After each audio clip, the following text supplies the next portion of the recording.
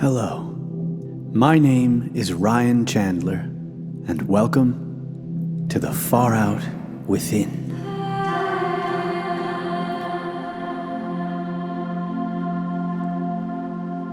Now, before we dive in and start talking about transcendental storytelling, Let's unpack things a little bit. I began writing and performing these sessions because I could feel my world shifting, outside and inside. The former obviously having an influence on the latter. Like many of you, I started to question my reality at a young age. I sought to answer those questions through music, art, and psychedelics. A fairly cliché cocktail, I know. The confidence of charming, drug-addled rock stars is a potent lure when you're a troubled teen. And I was a troubled teen. So, down the rabbit hole I went in search of that which has no name. You might have a name for it, as many do, but I did not, and still do not. For the sake of simplicity, we'll say I went looking for my maker.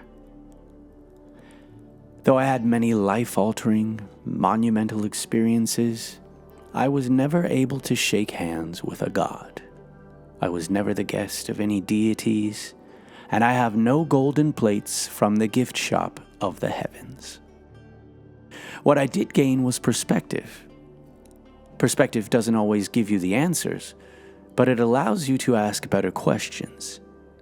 Throwing yourself into the ether and demanding that a higher power explain this whole life thing to you is extremely arrogant and futile. Once I began to understand that I wasn't given certain tools for a reason, I was able to embrace the ones that I knew I had. If you are given the answers, you don't do the work. If you know the future, you're already there, and the present will consume itself. I am the present, and everything I was looking for was within me already. Once I was able to understand that I wasn't flying through the cosmos, that I wasn't an interdimensional tourist, that I didn't owe anything to some cloud father in the sky, I was able to begin the true journey. Understanding myself and the world within me. Once you accept the role of ruler within, you can begin to build something that has true meaning.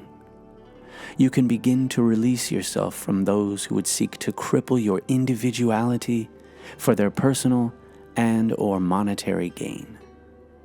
Govern yourself and become ungovernable. I believe that I can help you with that. And at the very least, I can hopefully entertain you and inspire you. So if you're still here, you're probably asking what you're here for.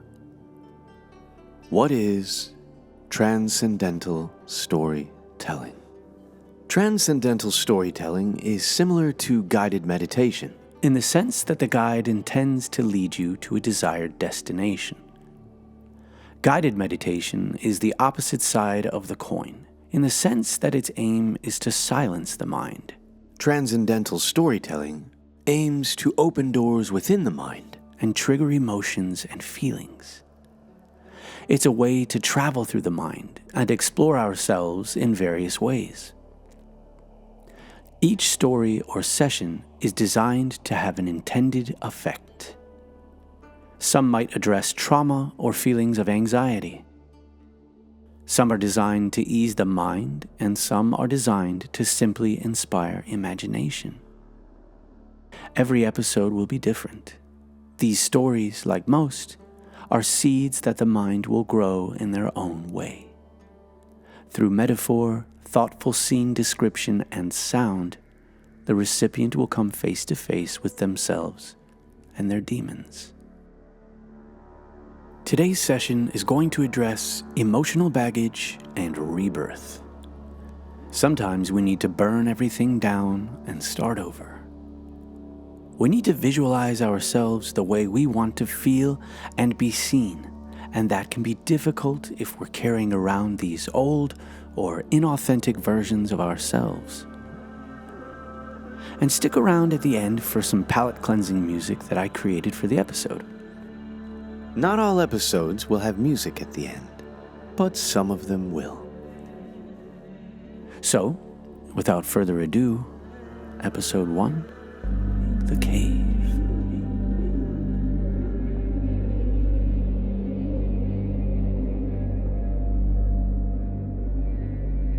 Take a slow, deep breath in through your nose and exhale slowly.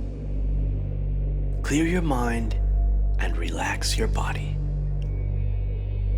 Feel free to pause this recording and repeat the breathing exercise until you feel at ease.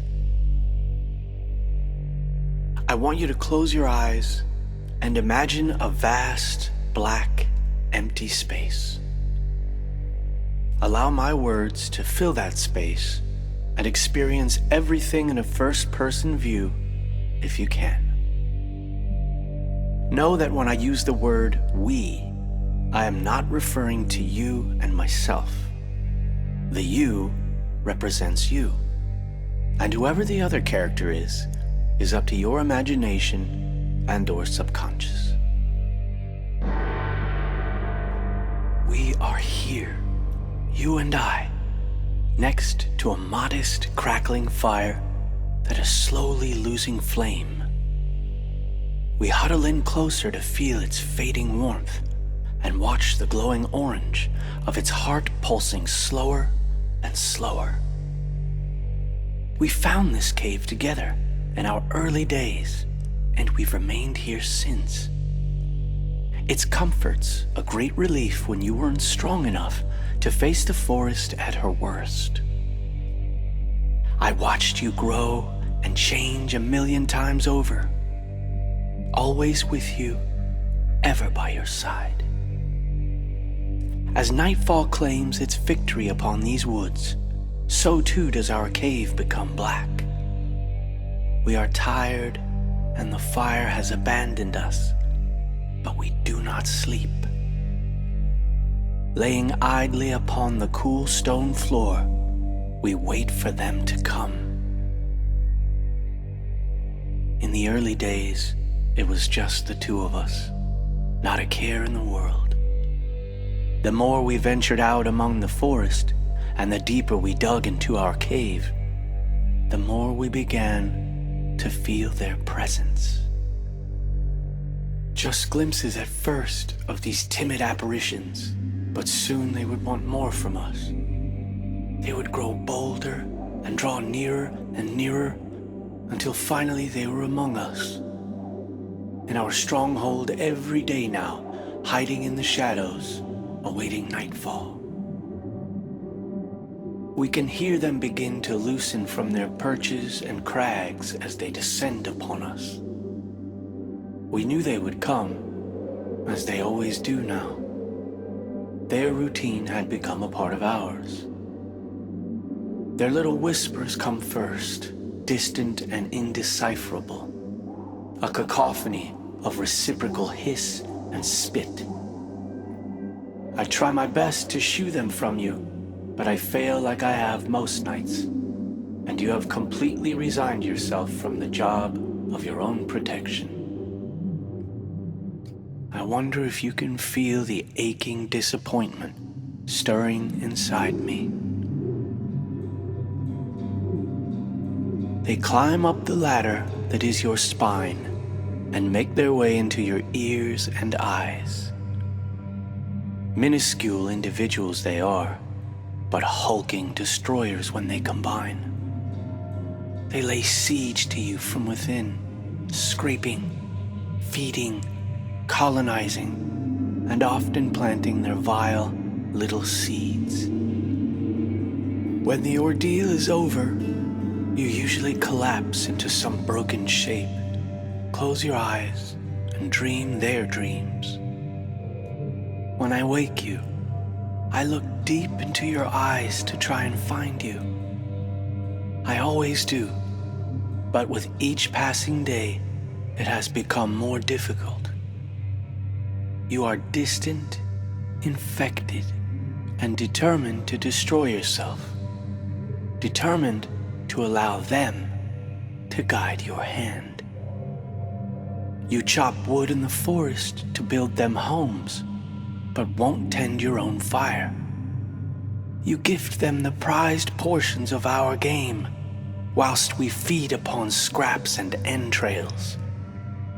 They have riddled our reservoirs with dark matter, and yet you still drink. You are not you, and I feel I have begun to mourn your passing, even as we sit here together. I fall deep into a canyon of loss and failure, and begin to drift into the ether. Through a glossy, pearlescent veneer of dimensional divide, I watch you fade from me. The threads that have always bonded us begin to lose slack and tighten. They snap and tear one by one as I am swept away.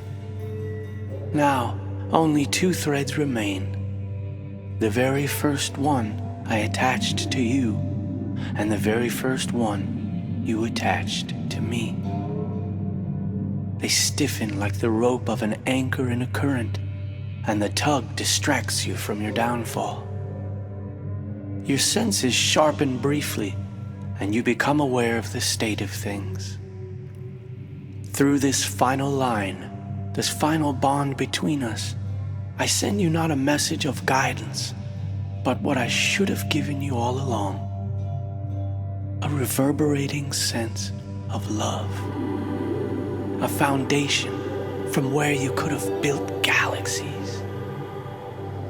Though it is late, it is still true. Just before I succumb to the tide of my own defeat, I hear a whimper, a fragile, shallow release of air and sound from your lips. Tears begin falling from your cheeks as if a dam has crumbled from within you. That fragile whimper becomes a bellowing moan. You're writhing and howling in pain, rolling on the floor in a swamp of your own tears. Lightning cracks and spears a tree in the distance. The earth groans and dense clouds pace the sky. Birds scatter and squawk a storm of unpleasantries, and you continue to writhe and howl. The great storm within you is alive after all, and it will either wake you or decimate you. Above and beneath us, stone cracks and earth shifts. The shadowy fiends that haunt you begin their ritual of whispers as they wake. Even in the throes of this violent upheaval, they come for you. They blanket your writhing body as they crawl towards your eyes and ears. A seizure takes hold of you and the earth beneath you simultaneously. Magma and ash begin spitting from the cracks in the stone around us. I can hear them screeching as the intense heat consumes them. You reach for me, and the earth erupts.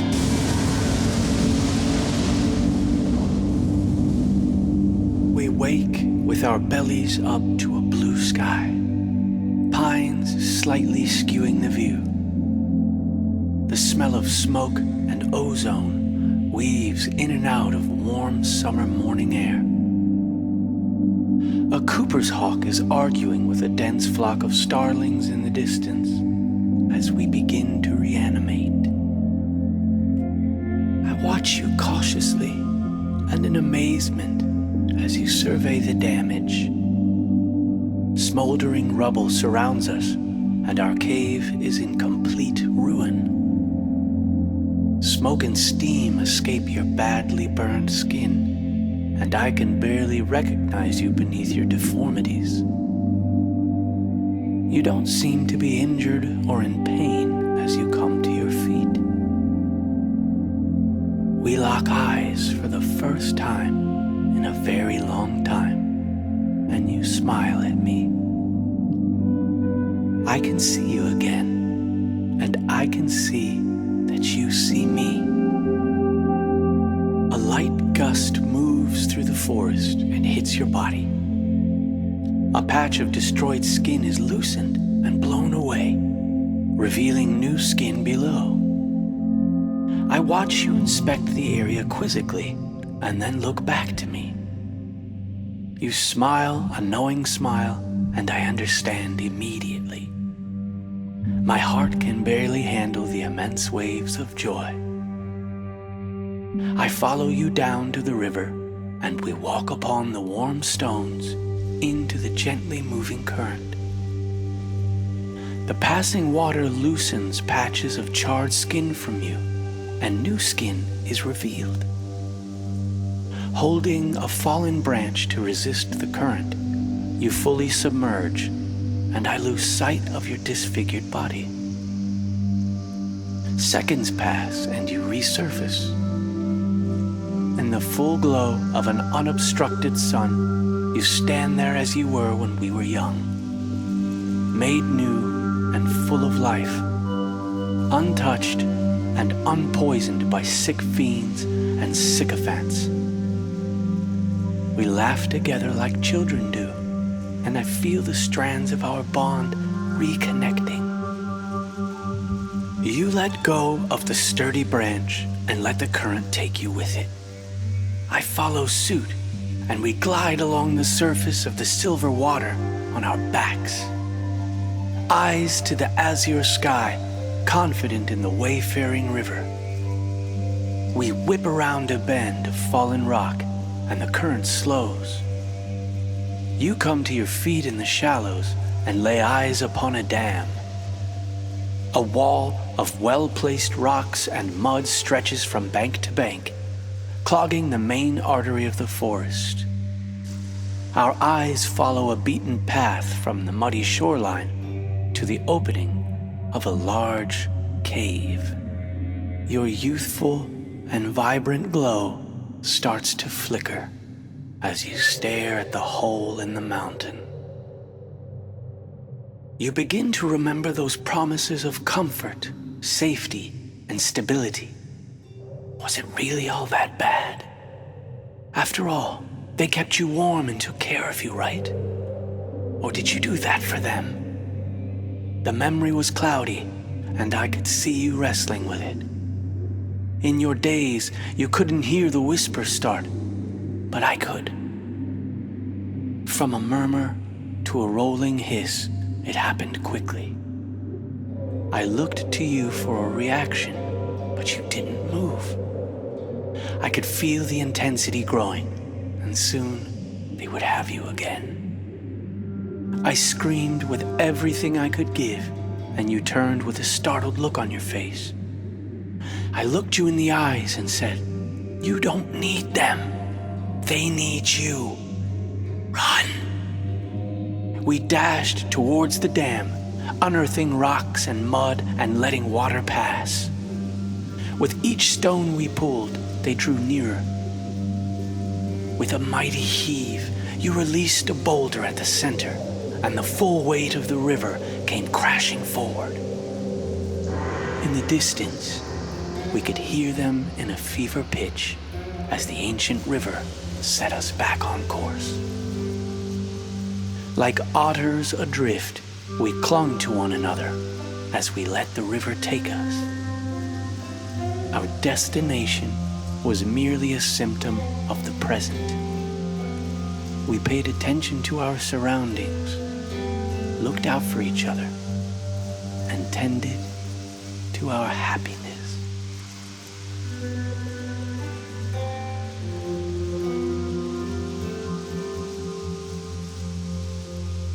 This concludes today's session.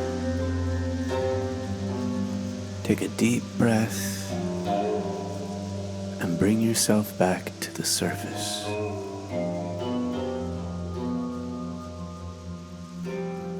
Your homework for the week is to be good to yourself. Really work on a positive inner dialogue.